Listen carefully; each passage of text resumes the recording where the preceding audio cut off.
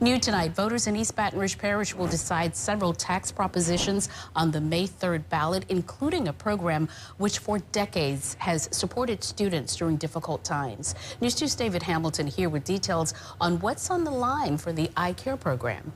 Sylvia, the May 3rd ballot has 5 EBR tax renewals totaling $19.81 million in property taxes.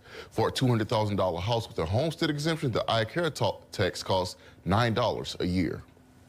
I-Care began in 1986, and voters have renewed it 3 times. It's important to have I-Care because it's so needed in our community.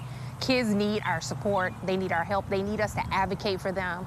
I think at the end of the day, we have so many things going on in our community, and I think that, just servicing our students and helping them through the trauma that is happening. At first, the I-Care program focused on preventing substance abuse. As times have changed, the mission has expanded to include other dangers like kids involved in crimes. Yeah, it played a role in us changing because we had to pivot.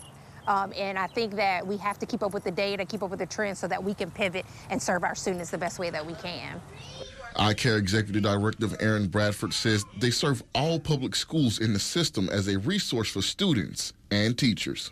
Being able to help our teachers navigate when how many more do we need? We lose students, when we lose faculty or staff, it really helps to support the community and support the schools and helps the students to find some resolution and focus on what they're there for, which is academics.